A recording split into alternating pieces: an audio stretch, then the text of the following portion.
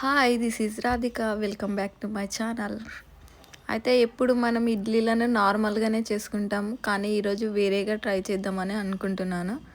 అందుకోసం నేను వాటిలో పచ్చిమిర్చి, ఉల్లిగడ్డ, క్యారెట్ ముక్కల్ని వేసి వేరేగా ఏమైనా ట్రై చేద్దాం అనేసి అనుకున్నాను. అందుకోసమే ఇంకా నేను వాటన్నింటినీ ఒక పొయ్యి పైన బాండి పెట్టి, బాండిలో ఆయిల్ పోసి ఆయిల్లో వాటన్నింటిని మంచిగా గోల్డ్ కలర్లో వచ్చే వరకు ఫ్రై చేసుకున్నాను.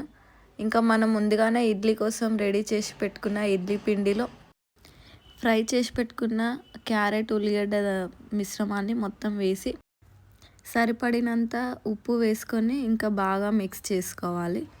ఇంకా తర్వాత ఇడ్లీ పాత్రల్ని తీసుకొని వాటిలో కొంచెం లైట్గా ఆయిల్ వేసి ఇడ్లీ పాత్రల మొత్తానికి ఆయిల్ని మనం బాగా రుద్దాలి. అలా అయితేనే మనకి ఇడ్లీలు స్మూత్గా వస్తాయని. ఇంకా తర్వాత మనం ముందుగానే కలిపి పెట్టుకున్న ఇడ్లీ పిండిని ఆ పాత్రలలో వేయాలి.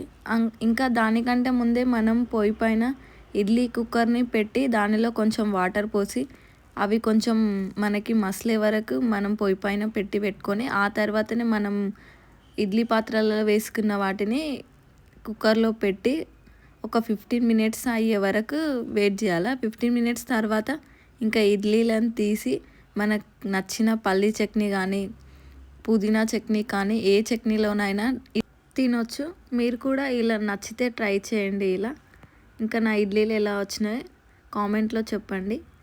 నా ఛానల్ని సబ్స్క్రైబ్ చేసుకోండి. బాయ్.